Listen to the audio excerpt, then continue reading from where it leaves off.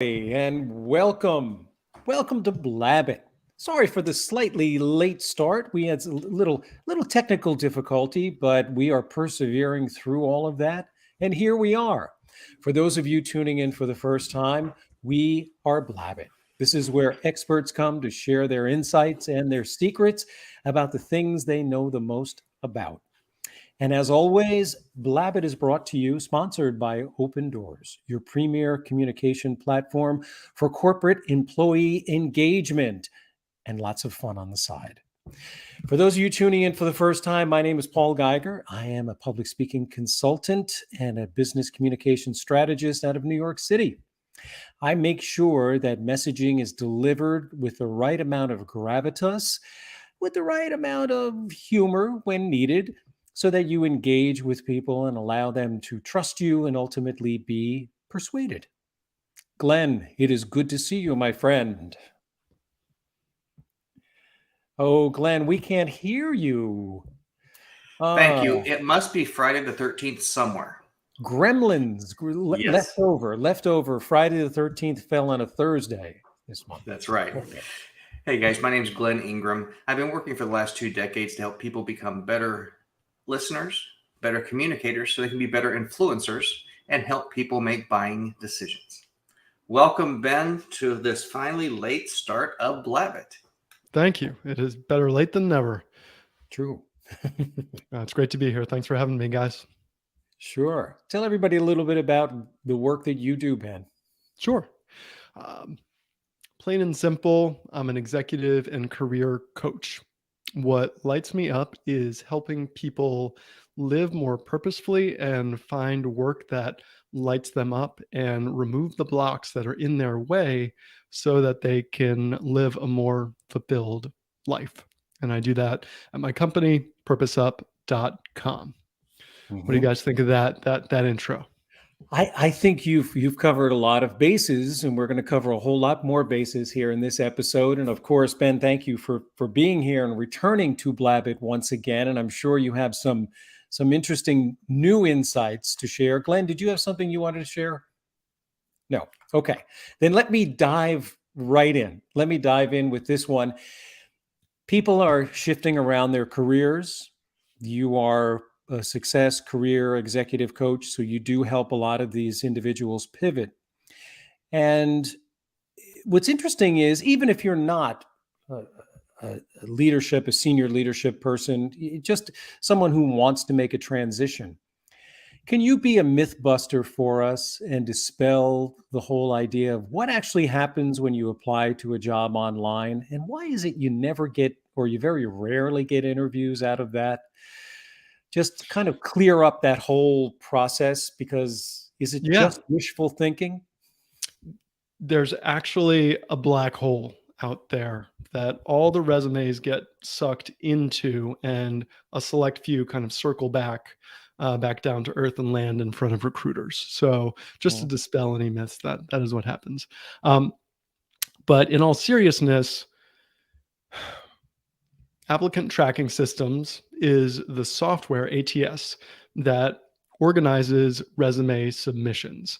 And the reality of where we're at in today's world is most, if not all, companies use one or multiple applicant tracking systems. And with the advent of LinkedIn Easy Apply and ways to just apply very quickly, the number of applicants is, for any given job, is over 100 to 500, depending on the type of position. So a couple of things are happening. One, it's a sheer numbers game. And the attention span of somebody on the other end of receiving that, what they're seeing is a couple of different things. One is probably a preferred pile that is algorithmically served up. So those will get priority. And then the ones that are deprioritized may or may not get seen. It depends on the organization.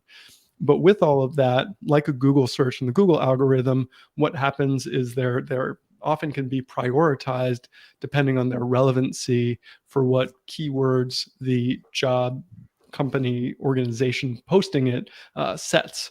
And so, especially for people who are pivoting careers that don't have an exact match for the job, they can often be scuttled to the bottom.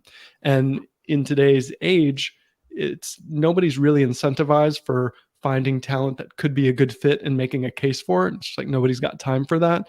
So often you just want to fit a square peg in a square hole. And that's why oftentimes just a sheer numbers game. It's like going to Vegas and playing a game where the odds aren't in your favor. Okay. Are there games in Vegas where the odds are in your favor? I mean, are we talking metaphorically here? Are we talking about job searching here? Because, I like poker myself because, and I'll tie this back, there's a strategy to it, and you can improve your odds and you can understand how the game is played and how to read other players. So to tie it back to job searching, a couple of different things that people can do. If they apply for a job, you can always use LinkedIn, work to find the hiring manager, and that's better than not contacting somebody. That's improving a point of contact. When I work with my clients, what I advise them to do, and let's call this the poker instead of the, blackjack or just the slot machine approach. Let's call it the slot machine approach, is just applying online. Playing the poker game is much more strategic. So what we want to do is we want to find the targets of the companies that we're looking for. We want to be clear on the criteria that we're looking for in a company, what industry, what company culture, and understand where we're targeting. From there, we can craft personalized outreach to people that is not, hey, do you have any jobs? I'd like to get to know you, like that use people, but targeted communication that gets people to the next step in developing a relationship and has a giver mentality versus a taker mentality. And then creating a funnel from that to create enough outreach to generate enough return on that outreach to then go into informational interviews, asking the right questions in informational interviews and being prepared for those. And that then leads to more career and interview conversations. Does that make sense? It does. And I think that's great for a percentage of our population, and it doesn't matter their age, that are just thinking, oh, it's the old days. I can just fill this out and someone's going to reach back to me.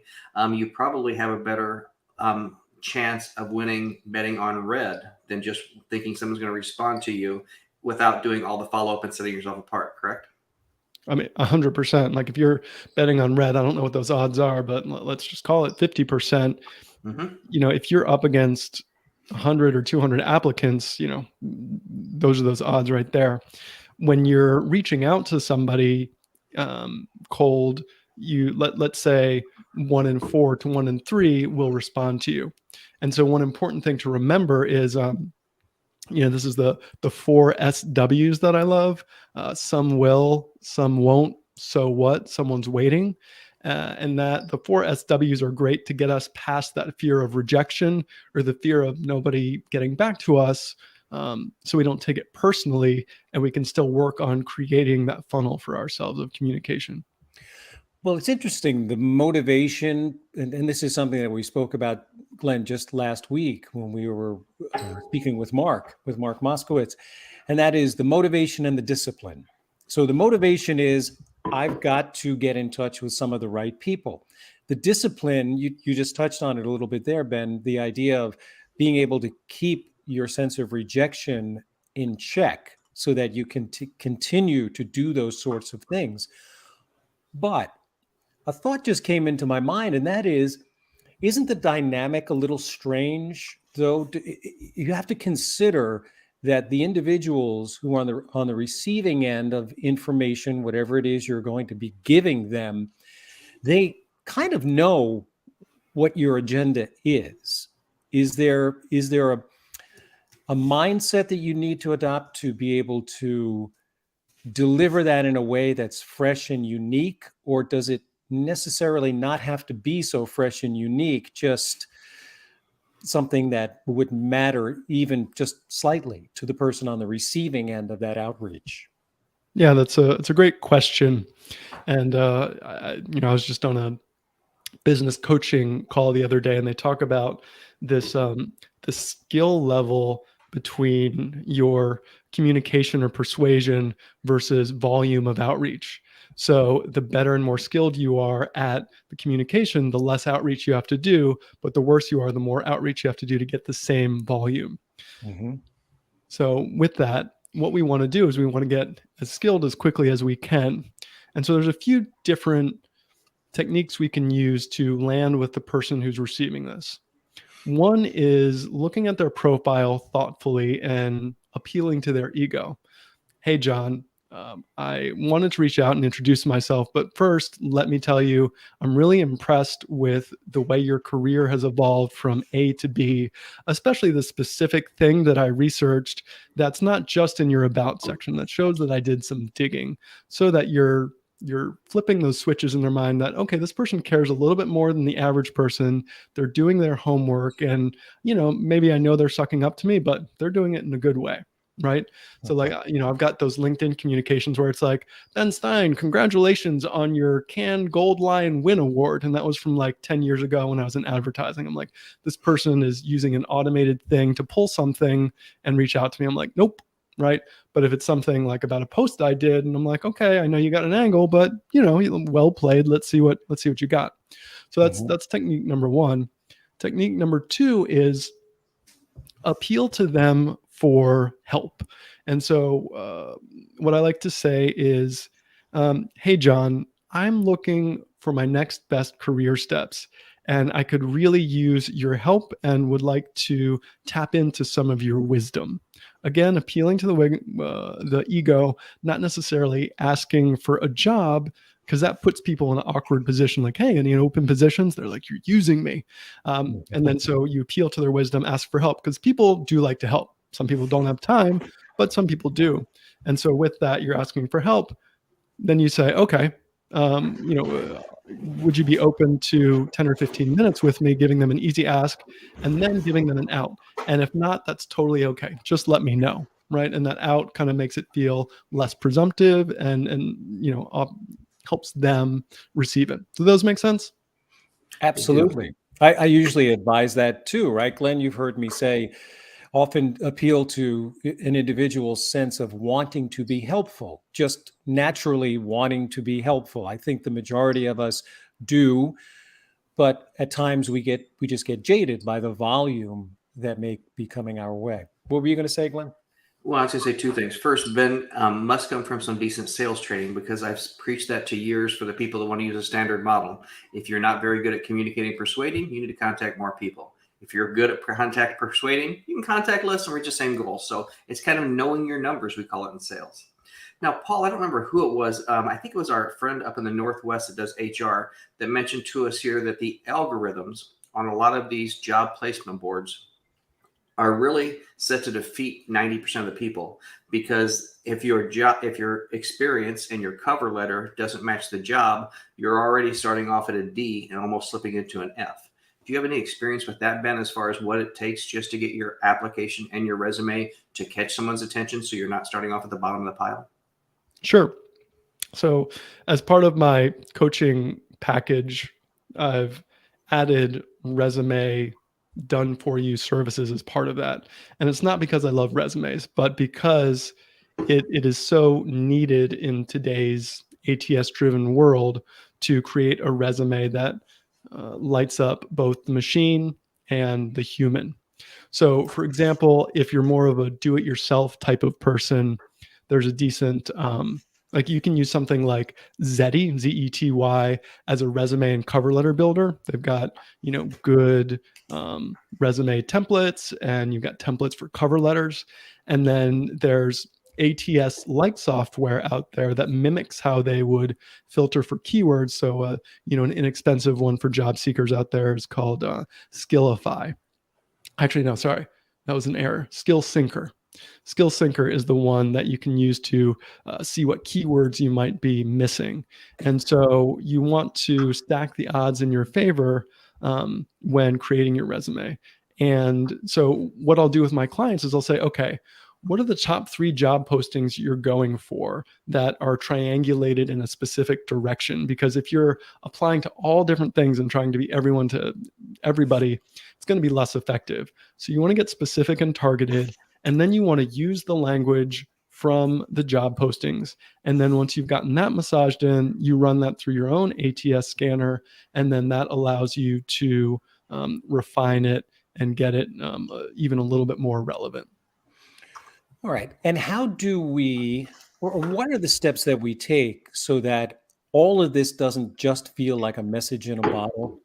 In other words, when you send your resume, let's say you put it through one of these programs that you've recommended, and you've got the keywords and you've tightened everything up to the point where you feel it's in prime condition, or at least prime to possibly be looked at, and you send it out there. What do you do as a follow-up? Is there any follow-up that you can do, or is it just a matter of maintaining your networking, your outreach? What is there? Are there concrete next steps, and do they vary for different industries? So in general, what you want to do is you want to connect with a human however possible. So for example, I've got a client who applied for a job at Apple last week, and he went through the application process, and then it was like, okay, who do we know at Apple? He had one friend, so he reached out to her and said, okay, hey, can you put my resume in front of the hiring manager? And I happen to know a recruiter at Apple, so I did the same. So not just reaching out to one person, but multiple people to help get that name in front of that person more often. It's like an ad. You want to get more impressions, and the more impressions you get, the more it will stick. So when you know someone, use that. And that reference is really powerful. When you don't know someone, use LinkedIn search functionality. Look, first for first degree connections at the company, then look for second degree connections at the company, and just do that homework to see like, hey, who can connect me here and who can get me in? And, and be persistent. Another one of my clients is trying to get into a product job at a mapping software company. And she's, been in software and mapping her entire career, and pinged LinkedIn, got an introduction, and then followed up a couple of times, and it went quiet. And I was like, okay, well, A, maybe she's not interested, but B, let's try a different approach. Let's email her. Let's revise the outreach to her. Let's appeal to her ego. Let's do these steps, and maybe email will be stickier than LinkedIn. Mm-hmm. Multiple forms of contact, referrals. This sounds like sales. Yes, and I want to dovetail on that. I want to dovetail on that idea because, Glenn, you and I have spoken about this quite a bit over the years, and that is the number of touches that you should expect before you can actually make a connection, or not a connection, but before you can make a sale. Let's put it in terms of sale. So I want to look through that prism at the next step, which is once your resume gets noticed and you whatever the next step may be, whether it's a phone conversation or an actual, maybe an online interview, or maybe it's a video interview that you record yourself. Are there steps prior to that so that that initial human to human contact is not as cold? In other words, are you priming the pump too much to continue to reach out to that person prior to the scheduled event that's going to occur? Or do you just build up what you need and then dazzle them in the moment? It's a good question. So you want to keep priming the pump if you don't have that event in the books. In other words, you don't want to give up before you've had a reply back. Now, with that, you don't want to badger somebody and have them think you're a stalker. When it comes time for an interview, a colleague of mine who's another career coach offered this tip up the other day, which I really like. Let's say you're past the phone screen and you're going to the interview, writing to the hiring manager and saying, hey, is there any way that I can prepare for this interview? Do you guys have any standard questions that you use? And sometimes they'll even give you those questions, right? So you can prepare that way, and then you can feel more confident. And like a good salesperson, you want to have your story and your pitch ready. And Paul, I know you work a lot with clients on this, as do I. The first tell me about yourself, really critical. You want to keep it short. You want to make a case for yourself like a lawyer, and you want to keep it conversational and fun, right? I actually have a post-it note up here that I was kind of guiding a client to is, remember when you're interviewing, have a little fun and don't be too, rigid. And when you're in the interviews, you don't want to access stories like you're trying to remember facts, right? You want to make it as interesting for the interviewer as possible. And so, one of the devices I like to use with my clients is like, okay, we've got our stories. They can follow that STAR format, the situation, task, action, result, or CAR, challenge, action, result. But you don't want to just go straight through that. But what I like to coach my clients is, okay, let's come up with the most emotional point of this story and drop them in. So there I was. They dropped me in a new company with an archaic product and 3 teams that weren't talking to each other. And we were about to lose 50 customers worth $20 million. And I had to turn the ship around. Was I going to do it? Let me tell you how I approached this. Create a little bit of suspense, and then run through it a little bit, and then tie it up at the end. But we want to create a reason for them to be interested and use devices to do that. Let me ask you this: in the age we're in, do you have anyone or recommend anyone that they actually may send a video email versus just a written email to communicate with somebody along the path? That's a good question. And I would think it depends on how well the person does on video. So, for example, it took me a while to get comfortable like talking directly to a camera like I'm doing right now.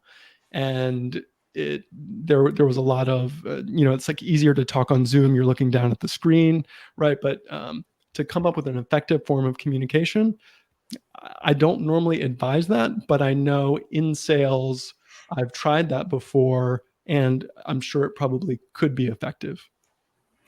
Yeah, I just know sometimes if I'm having a hard time getting Paul on the phone, if I can send him a video, give him something for free, start the law of reciprocity, and then ask for something in return, my odds kind of go up if Paul and I don't know each other very well. So I just wondered how that kind of communicated over. Now, back to what you were asking about or talking about with an interview. If someone's comfortable with it, do you recommend that they ask questions to, again, get the interviewer talking about themselves? Because it's kind of like an old sales adage, when they're talking about themselves, they're not worried about you as much or whatever. They calm down, they kind of relax or whatever, and it kind of changes the dynamic of the conversation.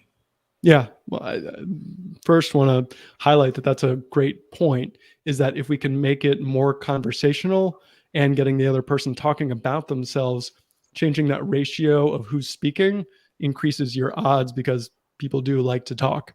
And if it's too one-sided, they'll be thinking, okay, I'm going to zone out. This person's answering. What's my next meeting? Yada, yada, instead of being engaged.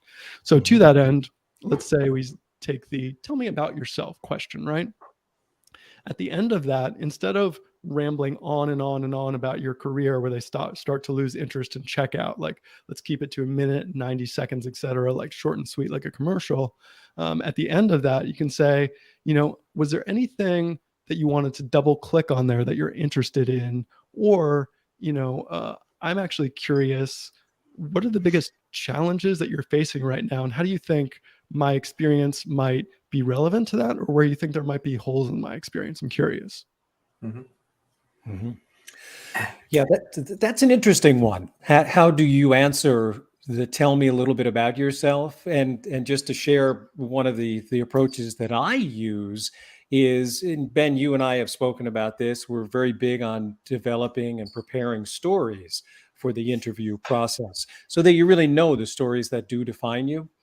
And I always tell everyone, probably one of the hardest things to do is to give yourself permission, because of the dynamic of interviewer and interviewee, to just launch right into one of those stories.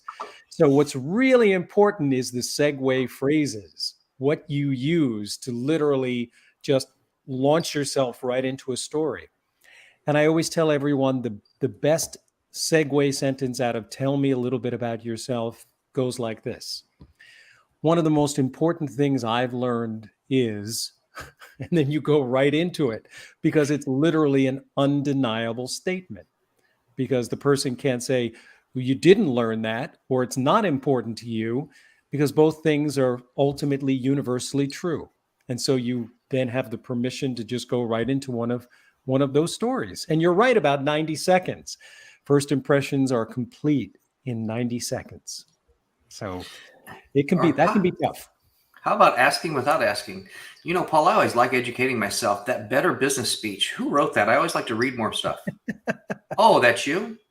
Yes. Ben, I remember when my daughters were in the first grade and they made those plaster things with their hands and their feet. Who's that? You're saying the same things, but you're being a little bit around the corners to direct. Right. And one of those other questions that I'm sure that you have advised your clients to utilize, Ben, is just dipping back into ego again of the interviewer and saying, when you first started with the company, and then go into whatever your question might be that is relevant to you considering taking this job, whatever that might be. When you first joined the company, was the interview process the same? I'm not saying that necessarily would be the question.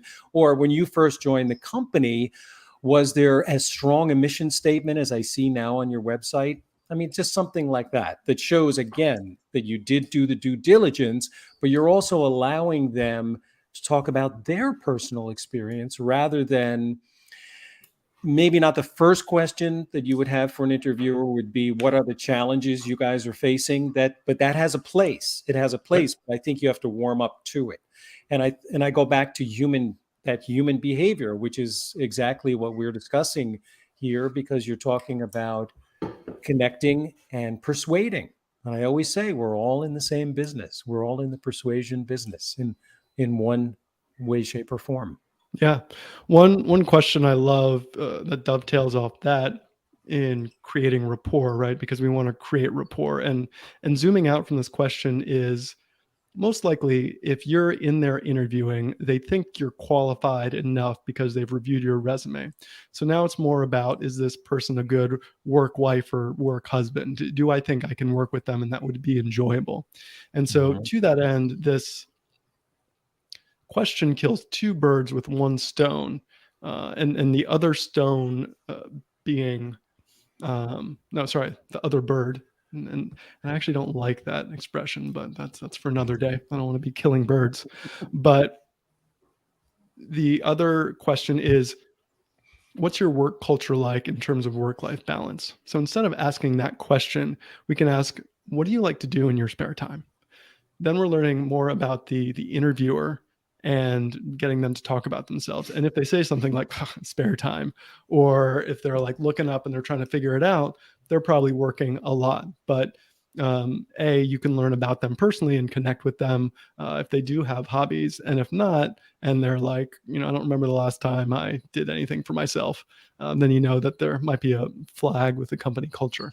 And I want to double click on that, because with the question asking process, we want to, prior to the interview, know what our happiness criteria are in a company, be clear on that, and have questions around that so that we can interview the interviewer to see if this company matches our criteria. Like, how do you guys reward employees? How do you guys make decisions?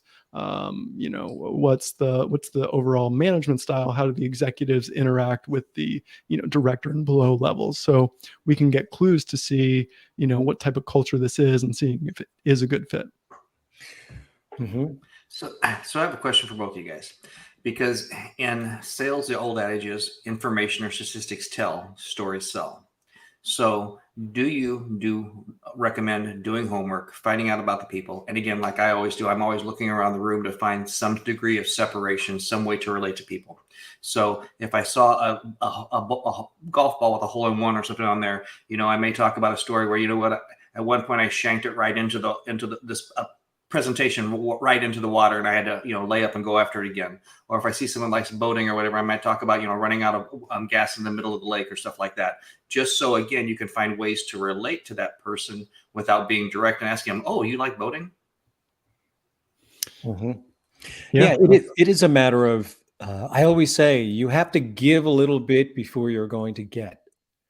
So sometimes those really wide open questions can be a little off-putting.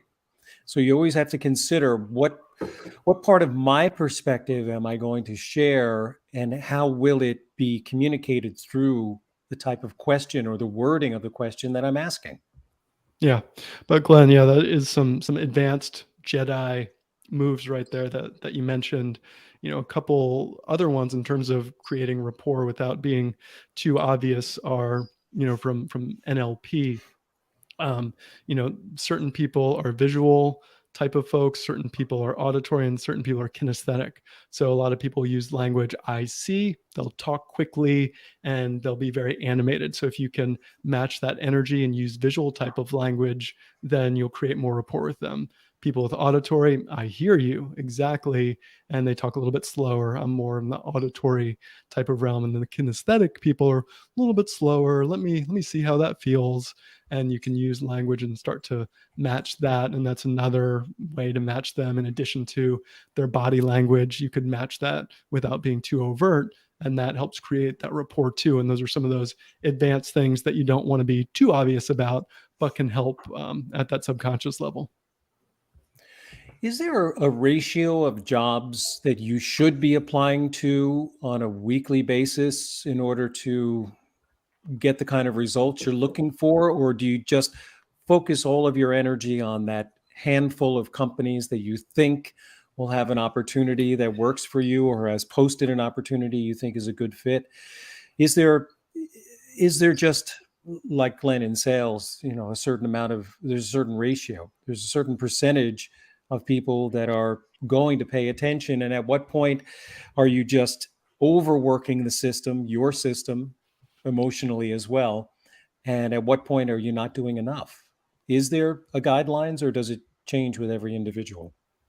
So it varies per individual. And the spectrum I would consider is relevancy to the job.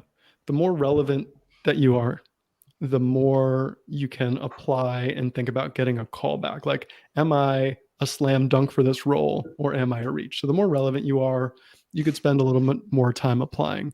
The rule of thumb I use with my clients is thinking about splitting up their time and energy.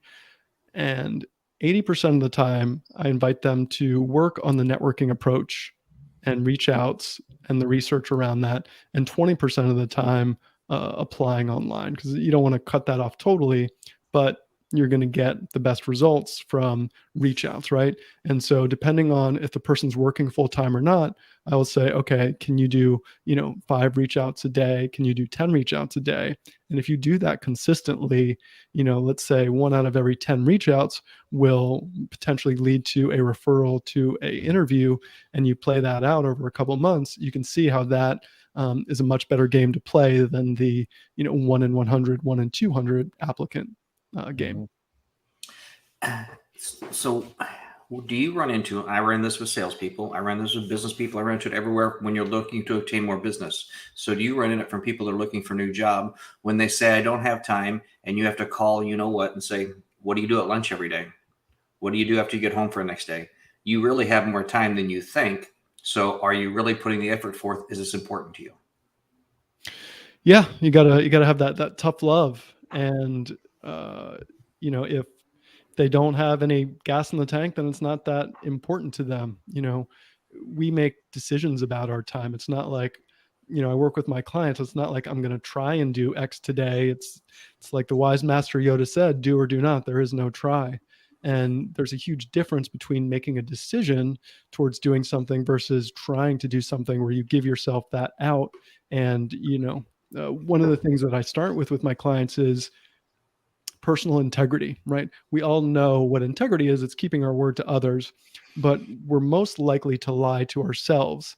And when we do that, I'm going to go to the gym, I'm going to eat better, we lose confidence because we don't believe ourselves anymore. So we want to instill that sense of personal integrity back, and do that, not only in the job search process, but other processes, so that muscle gets stronger and people start doing what they say they're going to do, and become better self leaders and making those commitments. Mm-hmm. Can I follow up on that, Paul? Sure. And again, I've worked with this working with people to sell. If you don't believe in yourself, no one's going to believe in you. If you don't believe in your product, no one's going to buy your product. So how often do you run into the situation where people need to develop a little bit more self-esteem before they're ever going to get to that interview, get that job, move on to where they want? It's a good question. And this actually brings me into like one of the most fascinating parts that I love about all of this. So three main pillars to the program that I offer at a high level. One is removing the blocks and the self-sabotage, and it kind of addresses that. Two is that clarity of vision. Three is the strategy and tactics. And we've spent a lot of time in the strategy and tactics land. I help my clients get clarity, but that self-sabotage and those blocks, we get to look at under the hood at where people are stopping themselves. And helping change people's behaviors and beliefs is really why I do what I do, because that's where the real rubber meets the road. Because you can have strategies and tactics for days, but if you don't have the right mindset, you're not going to get it done. So for example, a client I was talking to, she's making a pivot from the education space into the consulting space. And she's like, I don't get why these recruiters aren't reaching out to me. And I had to educate her. I had to say, hey, recruiters are trying to put that square peg in the square hole. So they're not really incentivized to stretch for you. And then she's like, oh, maybe I should, only apply for education roles. And I had to remind her, no, let's keep our eye on the prize. You're getting good traction talking with consulting people. Keep your eye on the prize and keep going for it. So it is this recommitment to the vision and understanding that we get to build up our belief system, understand where our beliefs may be holding us back, and work to rewire those in many different ways. So let's just take a little bit of a comparison between the last time you were here on Blabbit and now. And I know I may be off by a few months or half a year, or who knows at this point how much time I'm off. Glenn, no comments, please. But if we look back on that, Ben, we were talking about the great resignation. In other words, that mood that everybody felt, or not everybody, but a lot of people felt like they could do better, whatever it might be. Does that mood still exist to the level that it did, or has there been a little pullback because, like with most things, reality sets in? So I think the constant is people are always looking for better opportunities. And we're in a unique time. It's slowed down a bit in the past couple months, but we're in, especially in certain fields, a time where there are a lot of opportunities out there, even though there is a lot of competition. The trends that I find are that people experienced the flexibility of working from home and not commuting during the pandemic. And so that is driving a lot of changes that people want to make, saying, hey, and this isn't across the board. Some people love that interaction, but more and more people are like, I want to have that flexibility to work where I want to work from. I want to have flexibility within my day to not be chained to a desk from, 8 to 5, 9 to 5, et cetera. And so more and more people are seeking out opportunities that meet that happiness criteria for them. It's interesting how so much has changed. I really don't like it because some of us have lived our lives like that for years, and we liked keeping that secret of flexibility and not being chained to a desk. Yeah, 100%. But there's it's a world of abundance out there, and more people get to experience that.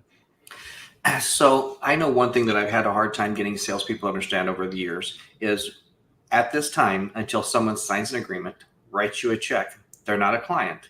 So you have nothing to lose because right now you have nothing in your hand.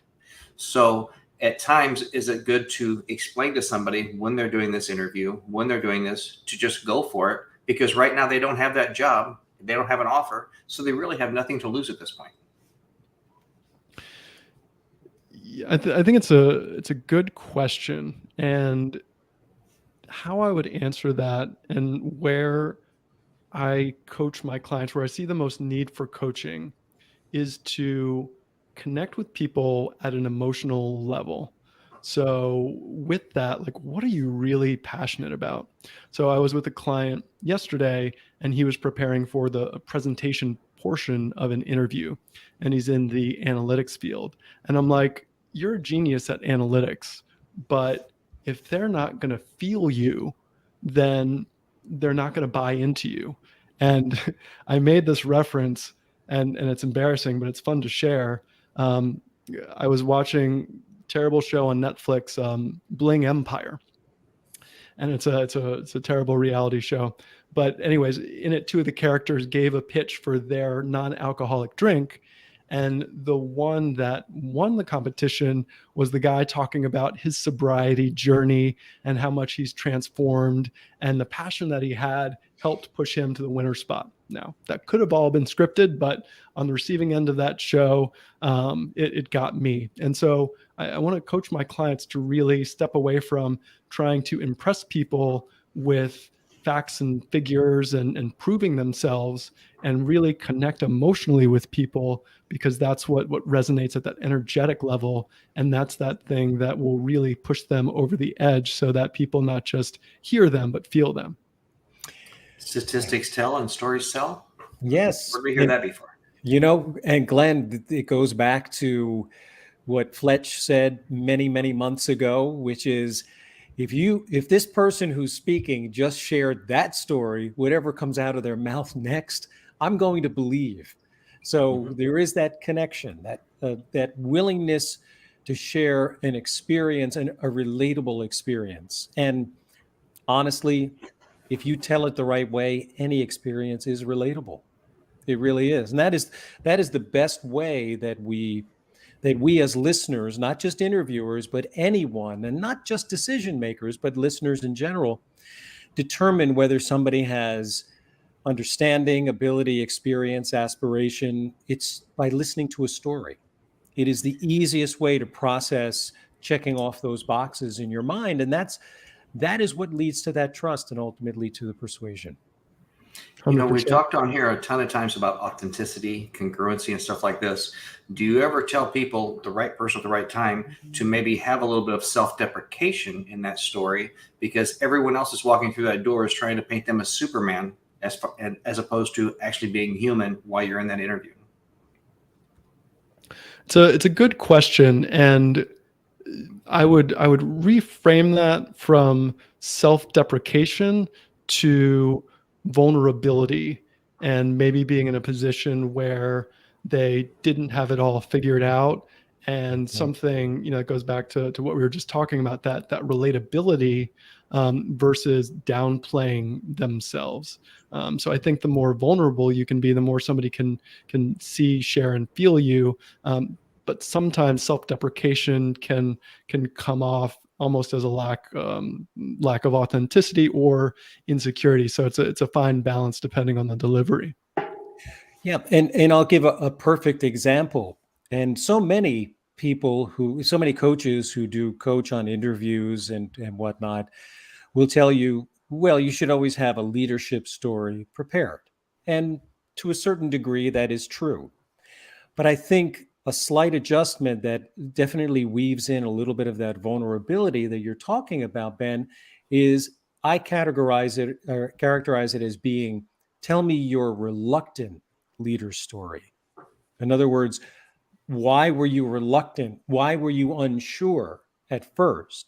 And maybe what were some of the thoughts going through your mind, some of the possibilities, the opportunities for failure if you take on this responsibility? What were some of those? So that reluctance, I think, weaves in a bit of that vulnerability as well. And that's one of the important stories that I have my clients work on. Yeah, and a couple of the mechanics to feed off what you were saying is, sometimes think about those TV shows that you're interested in. It's like, the more drama there is, the more interested you are in it. So instead of just like, I was a leader and I killed it, XYZ, that reluctant leader thing gives them, okay, this person was at point A and we didn't know how they were going to make it to point C, but by illustrating point B, and that bridge to realization or that growth or transformation moment, like that's all part of that hero's journey and myth that we love. And so if we can frame it in that way, as opposed to like, I'm just an alpha and I kill it everywhere I go, it helps that relatability. Yeah, I think a story that I've been able to share a couple different times over the years was, there were two different situations where we did A through F. And then sitting down, taking a look at stuff, it made sense to go A, E, C, B, D, F, and around. So the first time after that, went on to a management position that was a little bit larger, someone said, what are we going to do? And I said, I don't know. I have to get to know Ben and get to know Paul, because I have to figure out what order we need to do these things in for it to work here, because it may be a different order than it worked over there. That's a good one too. And that is an actual experience. But I mean, that's a good story template that you can utilize, is shaking up the prescribed steps. It shows ingenuity. It shows intuition. It shows good perspective and oversight of what it is you're trying to accomplish, keeping your eye on the prize, so to speak. 100%. Well, I know we got started a few moments late, but I don't know what everyone has for commitments, so I don't want to hold everyone over here. We're about 5 minutes from the end of the hour. So Ben, thank you very much. It's been a great time talking to you. It's always interesting talking about different facets of similar techniques. If anybody would want to reach out to you, Ben, what's the best way to do so? So my website is purposeup.com. So that's the word purpose and up.com. Coach Ben Stein on Instagram. And those are the two easiest ways to find me, or you could put those search terms into LinkedIn. Those are the places that I hang out the most. And, if you're interested in connecting about any of this, don't be bashful about the, 10-minute intro call to see if it is a potential good fit. And I love the similarities between sales and the word I like to use, and I use with my clients, and I'm sure you use this too, is enrollment. You're enrolling people in the possibility of you. And like you said, Glenn, if you don't believe it yourself, you're not going to get the other person to buy into it. But learning these enrollment strategies and tactics and energetically getting behind it, if you work on all of those, you'll convert a lot more, and you'll get more of what you want. Yeah, I think especially when you're doing the interview, it's sales should be a 4-letter word. I like providing solutions. Mm-hmm. And if you're interviewing, you better be providing solutions to that hiring manager, or they're never going to hire you. That's a good point of view. And Ben, we love when you hang out here on Blabbit. We will certainly have you back again if you'll have us. And thank you so much for sharing your insights with our Blabbit family. My pleasure. Thanks for having me, guys. All right, thanks a lot. We'll see everyone back same time, same channels next week, hopefully with a little bit less technical difficulty.